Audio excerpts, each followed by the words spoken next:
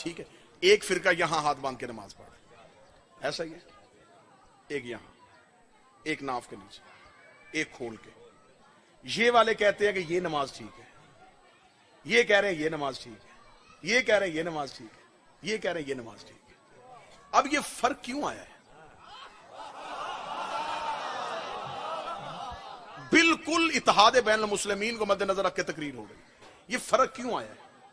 माजल्ला सुम्मा माजल्ला, ऐसा तो हरगिज नहीं हो सकता कि नबी नमाज दिन में मुख्तलिफ तरीकों से पढ़ते हो, ऐसा तो नहीं हुआ। रिसालते माब ने एक तरीके से पढ़ी, पंचायती बंदे बैठे हो, मुझे नतीजा निकाल के देना। जो काम दिन में नबी 5 दफा करते थे, उम्मत को अभी तक वो याद नहीं हुआ।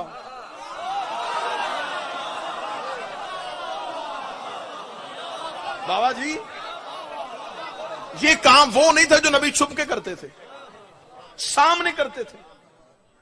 तो उम्मत के उलमा को अभी तक ये क्यों नहीं पता चल सका कि कैसे करते थे? जो काम दिन में 5 दफा बार बार दोहराया, उम्मत वो भूल गई। गदीर तो एक दिन आया था। भाई आप किस भोली उम्मत से अलीन वलील्लाह मनवा रहे हैं? आप किन लोगों से अलीन वलील्लाह मनवा रहे हैं कि गदीर तो एक दिन का वाकया है? जो काम दिन में रोजाना 5 दफा हो रहा है। अब ये फर्क नबी का नहीं है, माजरत, मेरे नबी का तरीका एक था। ये फर्क है इमामों का। हर एक ने अपने अपने इमाम से पूछा, हमने अपने इमाम से पूछा, उन्होंने कहा खोल के पढ़ते थे। एक ने कहा, उसने कहा नहीं हाथ यहाँ, एक ने कहा यहाँ, एक ने कहा यहाँ। 1400 साल हो गए, लड़ाई क्या चल रही है? इसकी नमाज गलत है, हमारी नमाज ठीक है, इसकी नमाज गलत है, हमारी नमाज ठीक है। मैं पूरे मुल्क में कह रहा हूं, ये बहस बाद में करना कि नमाज किसकी ठीक है, पहले ये पता करो इमाम किसका ठीक है। लड़ाई किस बात पे है?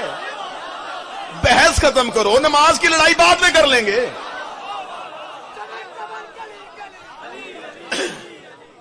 इसकी ना बेस बढ़ा दो,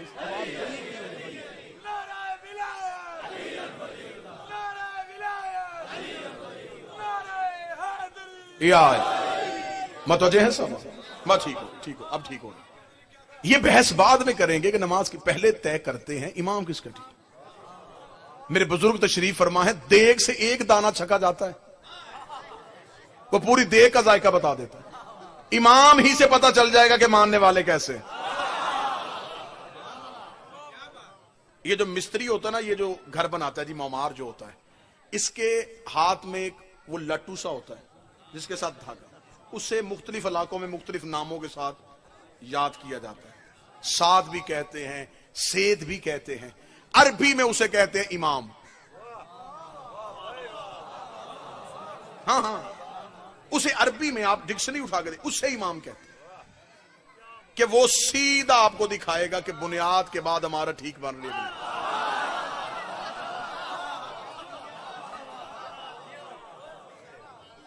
दीवार छोड़ो, बुनियाद छोड़ो, पहले देखो इमाम किसका ठीक है। अब मैं किसी के इमाम पे बहस करने नहीं आया कि मैं अपना इमाम सच्चा करवा के बाकी झूठे करवाऊं। हकीकत यह होती है कि दुश्मन भी हकीकत को तस्लीम कर ले।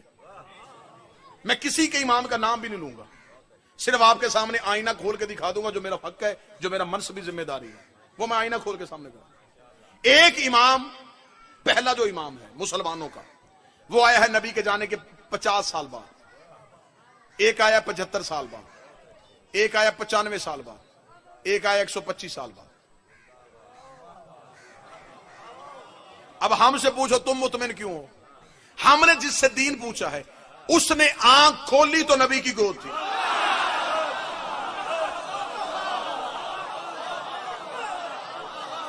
ठीक होगा। अब इससे आगे चले जाते हैं। अच्छे कबीले खानदान वो होते हैं जो 4 दीवारी में बातों को हल कर ले, बहस नहीं करते, लड़ाई नहीं करते। गाली गोली हमेशा वहां निकलती है जहां दलील ना हो। जाहिल का काम है लड़ना झगड़ना। जब दलील हो तो आप अच्छे तरीके से बात तय कर सकते हैं, अगली दलील देते हैं। हमें जाना है नबी की जिंदगी में। मौजू पसंद है या नहीं है जी? हमें जाना है नबी की जिंदगी में। अब नबी की जिंदगी में 3 तरह के तबके हैं जो हमें नबी की जिंदगी के बारे में बता सकते हैं कि नबी नमाज कैसे पढ़ते थे, नबी रोजा किस वक्त सहरी करते थे, अफ्तारी किस वक्त करते थे, खाना किस हाथ से खाते थे, लिबास कैसे पहनते थे, चलते कैसे थे। अब हमें नबी की जिंदगी की पूरी सीरत लेनी है, सिर्फ नमाज तो नहीं लेनी ना, पूरी सीरत लेनी है। अब पूरी सीरत हमें 3 तबके दे सकते हैं, नबी के जागने से सोने तक ये सीरत हमें 3 तबके देंगे। पहली अहले बैत, सहाबा, नबी की बीवियां, 3 तबके हैं जिन्होंने नबी के साथ वक्त गुजारा है। हम शिया सिर्फ अहले बैत से पूछते हैं। हमारे यहां जितनी भी रवायात आती हैं, अहादीस आती हैं, हम सिवाय इमाम के किसी से नहीं लेते। मेरे अहले सुन्नत भाई हमसे कहते हैं कि नहीं, सिर्फ अहले बैत से नहीं, सहाबा से भी दीन पूछा जा सकता है। इसलिए उन्होंने सियासत्ता में ज्यादातर रवायात जो है वो सहाबा से नकल की है। ठीक है, उनका अपना दीन है, उन्हें मुबारक। लेकिन मैं इस नजरिए में एक बात जरूर आपसे कहूंगा, अगर आप सहाबा से दीन लेंगे तो आपकी एक मजबूरी बनेगी। सहाबी आपको वही दीन देंगे जो नबी के घर के बाहर था।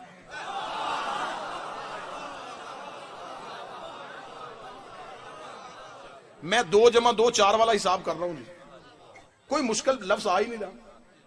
वो हमें वो बातें बताएंगे जो नबी के घर के बाहर थी। क्यों? मैं वजह बता देता हूं। अल्लाह ने कुरान में हुक्म दे के उन्हें मना किया, खबरदार मेरे नबी के घर के अंदर दाखिल नहीं होना। अगर जाना पड़ भी जाए तो ज्यादा देर बैठना ना, नबी के घर के बर्तनों को भी आंख उठा के ना देखना। अब अगर हम सहाबा इकराम रज़वानुल्लाह अलैहिम अजमाइन से पूछेंगे तो ये हमें घर के बाहर की बातें बताएंगे, अंदर वाली सीरत फिर अधूरी रह जाएगी। अब अगर हम कहेंगे हम नबी की बीवियों से पूछेंगे तो वो सिर्फ अंदर की बातें बताएंगी, क्योंकि उन्हें कुरान ने मना किया हुआ है कि बाहर नहीं आना।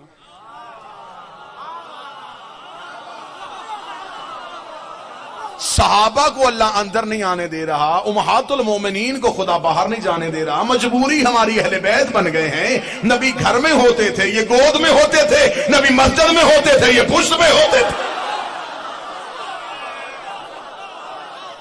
इन्होंने एक लम्हा भी नबी को छोड़ा ही नहीं। तो जो घर के अंदर भी नबी के साथ थे, बाहर भी नबी के साथ थे, मेरा ख्याल है कि बेहतर दीन हमें यह दे सकता है। पहला मरहला। दूसरा मरहला, ठीक है हम पूछ लेते हैं सहाबा से, लेकिन कोई मौलवी मुझे कुरान के हाशिए पे लिख के दे दे कि सहाबी मासूम होता है।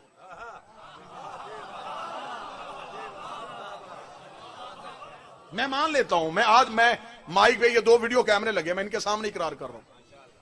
मेरा क्लिप बनाओ, पूरी दुनिया में फैला दो कि मैं सहाबा से दीन लेना शुरू कर दूंगा। कोई मौलवी कुरान के हाशिए पे लिख के दे कि सहाबी मासूमन अल खिता होते, उनसे गलती नहीं होती, वो बिल्कुल इस्मत के दर्जे पे फाइज होते। अगर आप कहते कि सहाबी मासूम नहीं होते, बाइज्जत हैं, उनकी इज्जत है, उनका एहतराम है, लेकिन वो मासूम नहीं है। मासूम ना हो तो गलती हो सकती है, उनके लफ्ज में गलती होगी, मेरा दीन गलत हो जाएगा।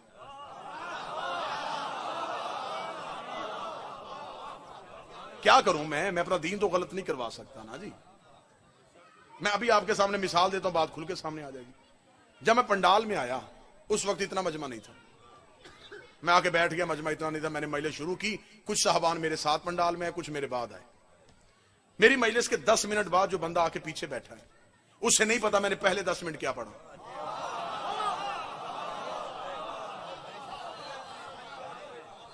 अब कसूर उसका भी कोई नहीं, जब वो आया ही लेट है।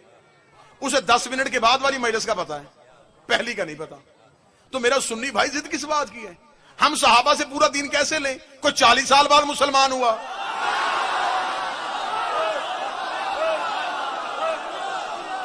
कोई 45 साल बाद हुआ, कोई 60 साल बाद हुआ। वो हमें उससे अगला दीन तो दे सकते हैं, पिछला कौन देगा? पिछला दीन हम कहां से लेंगे? उससे आगे चल सकते हैं। मैं अभी यहां पे तकरीर करूं, 45-50 मिनट गुफ्तगू करने के बाद मैं फौरन चुप होकर माइक में ऐलान करूं, जितनी मैंने 50 मिनट तकरीर की है, मेरे मजमे से कोई एक बंदा उठे जो मुझे लफ्ज ब लफ्ज सुनाए। ऐसा हो सकता है? मैं कहूंगा ना लफ्ज बदलने चाहिए, ना तरतीब बदलनी चाहिए, ना रवानी बदलनी चाहिए, वही अल्फाज होने चाहिए, वही जुमलों की तरतीब होनी चाहिए, कोई एक उठे। ऐसा हो सकता है? मैं कहूं चले मैं वक्त देता हूं, मैं 2, 3, 4 घंटे में बैठ जाता हूं डेरे पे, सारा मजमा इकट्ठा होके एक एक जुमला इकट्ठा करे, मेरी 50 मिनट की तकरीर वापस कर दें, नहीं हो सकता। इतना जदीद दौर है जहां इंसान तरक्की के कहां कहां के जीने तय कर गया है, लेकिन वहां भी अभी तक यह मुमकिन नहीं हो सका कि लफ्जों को फौरन ज़हन महफूज कर ले। अब मुझे नहीं पता कि बातें तो सिर्फ दलीलें होती हैं जिनसे बंदों ने समझना होता है। ईंटों के साथ तो इंसान नहीं, हैवान ही समझ सकता है। दलील मैं आपके सामने पूरी दे रहा हूं। मेरी 50 मिनट की तकरीर इतना पढ़ा लिखा मजमा फौरन भूल गया। नबी की 23 साल की तबलीग चंद दिन पहले बुद्ध छोड़ने वाले बंदों को याद कैसे हो सकता?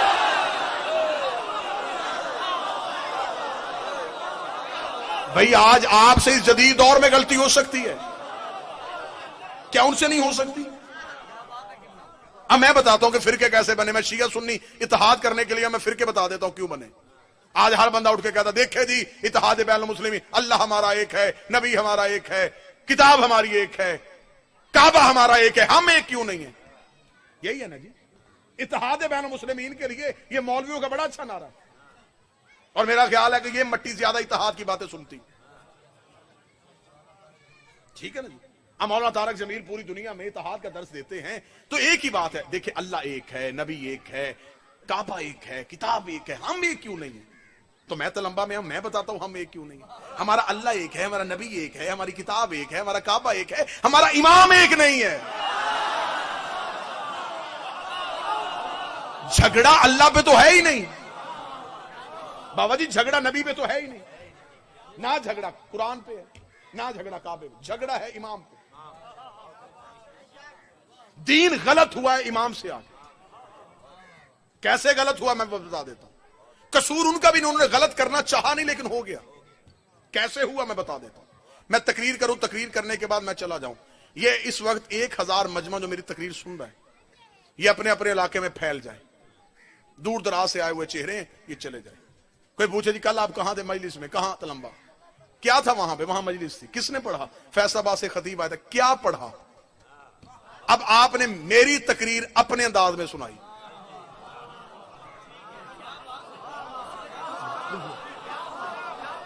मैं तो पूरा तरीका ऑपरेशन करके आपके सामने रख दिया। मैंने तकरीर मेरी थी, सुनाई आपने। जब आपने अभी अभी मेरे सामने इकरार किया कि हमें याद नहीं है, आपको मेरी तकरीर भूल चुकी थी, आपने अपने अंदाज में सुनाई। मेरी बात में और आपकी बात में फर्क आया, इसी फर्क ने फिरका बनाया।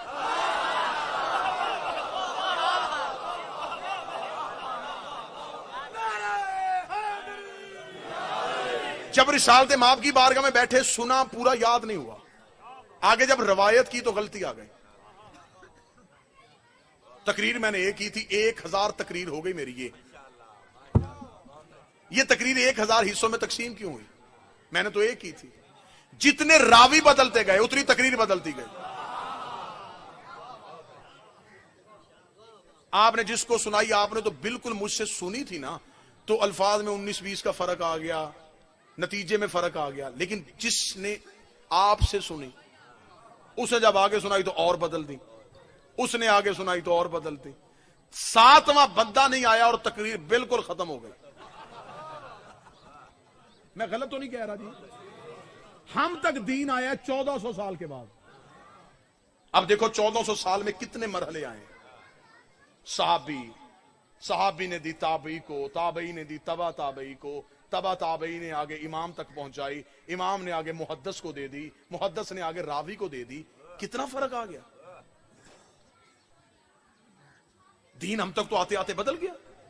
वो दीन तो रहा ही ना जो था।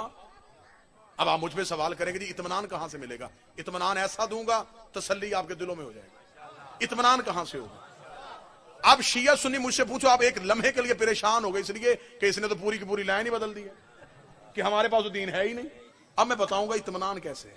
इत्मीनान भी इतना अच्छा दिलवाऊंगा कि आप कहेंगे वाकई ये इत्मीनान है। मैंने अभी कहा कि ये मजमा भूल गया, आपने आगे सुनाई, आगे आगे आगे आगे आगे फर्क आ गया और बात खत्म हो गई। ठीक हो गया जी। मैं मजलिस पढ़ रहा हूं, ये सामने एक बच्चा नौजवान है, इसके हाथ में मोबाइल फोन है, ये मेरी गुफ्तगू को रिकॉर्ड कर रहा है। आप भूल सकते हैं,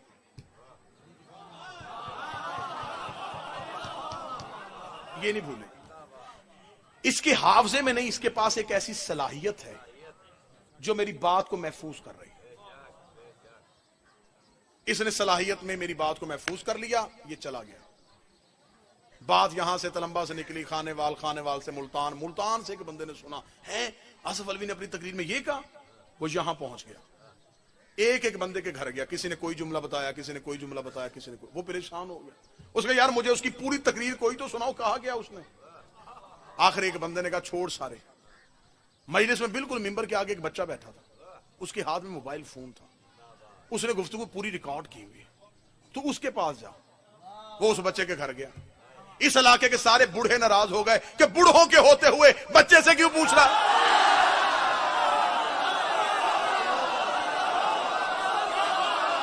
बादशाह हुसैन इन हाथों को सलामत रहे कि इतने इतने सीनियर लोग मौजूद थे, ऐसे ऐसे इज्जत वाले बंदे इकट्ठे किए थे हमने, उनके होते हुए।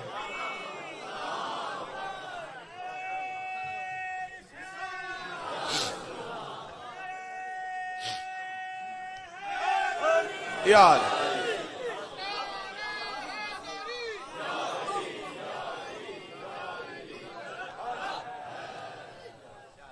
तो कसूर किसका है भाई? आपके पास जहन में, आपके हाफजे में नहीं थी, उसके सलाहियत में है। इसने अपनी सलाहियत को महफूज कर लिया, नतीजा बड़ा खूबसूरत आने लगा। बाबा जी दुआ लेने लगा। 25 साल तक इसने अपने मोबाइल फोन को महफूज रखा।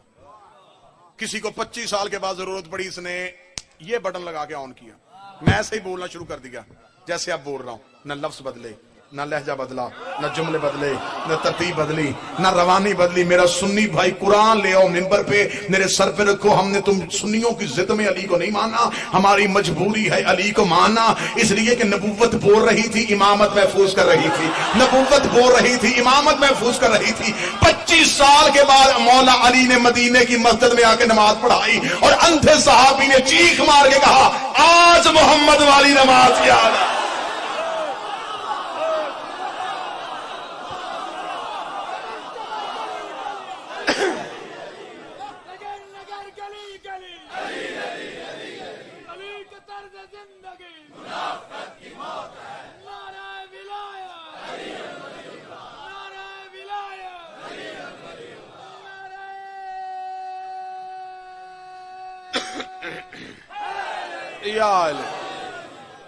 मेरा ख्याल नतीजा पहुंच जाना चाहिए। इतनी मेहनत के बाद अब नतीजे को पहुंचना चाहिए था। जरूरी यह है कि आपने नबी के बाद तस्लीम उसे करना है, जिसमें गलती ना हो, जिसमें शक ना हो। बादशाह हुसैन की इज्जत की कसम है मेरा सुन्नी भाइयों, हमने नबी के बाद यह नहीं देखा कि तख्त किसके पास है। हमने हुकूमतें नहीं ढूंढी, हमने इल्म देखा है कि शरीयत किसके पास है, दीन किसके पास है। हर खलीफा के जाने के बाद मैं खिलाफत वालों के घर लड़ाई साबित कर सकता हूं। बेटों में लड़ाई हुई है, भाइयों में लड़ाई हुई है। मैं बादशाह बनूंगा, उसे कहा नहीं मैं बनूंगा। मैं भाई का कत्ल दिखा सकता हूं, मैं बेटों से बाप की बगावत दिखा सकता हूं। लेकिन किसी इमाम के जाने के बाद उसके 18 भी बेटे थे। इमामत पे लड़ाई नहीं हुई। उन्हें पता था कि इमाम हमने नहीं बनाना, अल्लाह ने बनाना। तो जब इमाम के बेटे इमाम नहीं बना सकते तो गुलाम के बेटे इमाम कैसे बना सकते?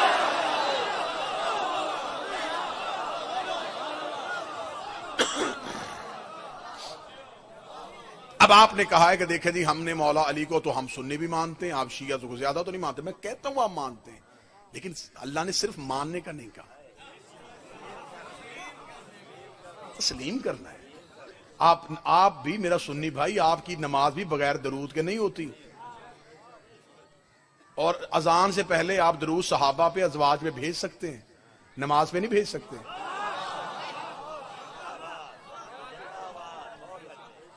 नमाज में दरूद खुद ही सिमट के हवेली के सैयदा पे आ जाता है। दरूद सिर्फ खानदान रसूल के लिए, दरूद सिर्फ मासूम के लिए। अब हमने इमाम बनाया, अगर इमाम हमने मानना है, तस्लीम किया है, तो इस इमाम के मानने के, तस्लीम करने के आपको फायदे क्या होंगे? ये नहीं है कि दुनिया में इसे भी मान लिया, उसे भी मान लिया, उसे भी मान लिया, सारे इक्को हो जाए। अल्लाह ने अगला मरहला बड़ा मुश्किल कर दिया है। मेहनत मैंने की, अब नतीजा मैंने जाया नहीं होने देना। खुदा ने दीन दिया नबी को, नबी ने आगे हवाले कर दिया इमाम के।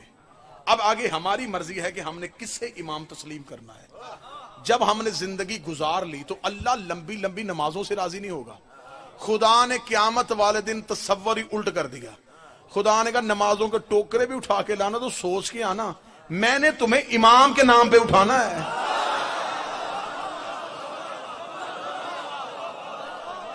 बंदे बिल्कुल उल्ट चक्कर में हैं। मौलवी ने बिल्कुल गलत चक्कर पे लगा दिया है कि अल्लाह क़यामत वाले दिन पहले अमाल देखेगा, अमाल बाद में देखेगा, पहले इमाम देखेगा। जिसका इमाम ठीक हुआ अमाल उसके तुलने हैं,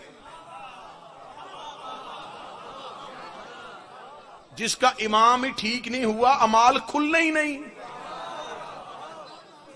भाई खोलेगा तो तब ना अगर इमाम ठीक होगा। तो इसलिए अल्लाह ने कहा कि क़यामत वाले दिन रश ना हो, तो खुदा ने कहा इमाम वाला सवाल कब्र में ही पूछ लो।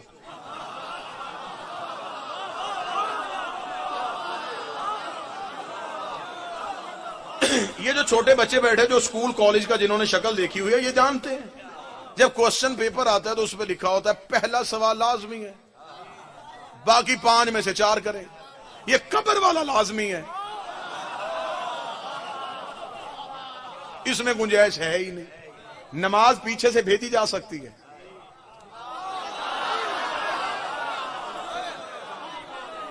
नमाज पीछे से चली जाएगी।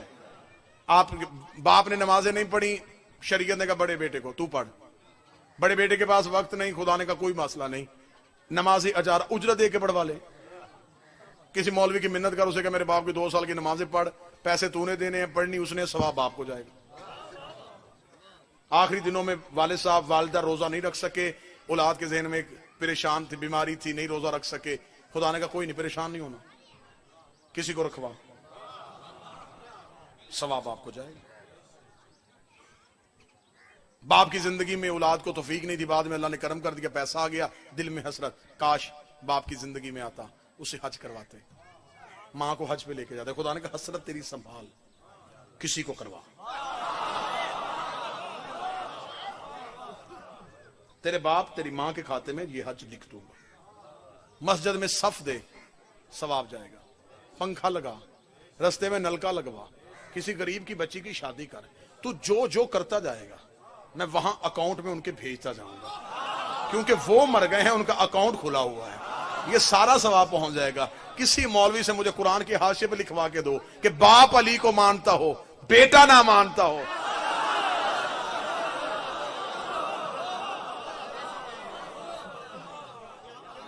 इमाम अपना अपना है, हर एक ने अपनी कब्र में अपने इमाम का हिसाब देना है। इसलिए खुदा ने कहा है कि कब्र में पहले पूछ लो कि इमाम ठीक है, जवाब ठीक हुआ तो क़यामत वाले दिन अमाल खोलना। अगर जवाब ही ठीक ना हुआ, इमाम ही ठीक नहीं, तो फिर इसका मतलब नमाजें भी इमाम वाली पढ़ी होंगी, रोजे भी इमाम वाले रखे होंगे, ज़कात भी इमाम वाली दी होगी, तो फिर कब्र से सीधा ट्रांसफर कर दो जहन्नम की तरफ, हशर में लेके आने की जरूरत ही नहीं है। मैदान महशर में वही खड़ा होगा जिसका इमाम अच्छा है। अब पता चला कि हम मरने के बाद कब्र में कांधे पड़ के सुन भी समझ भी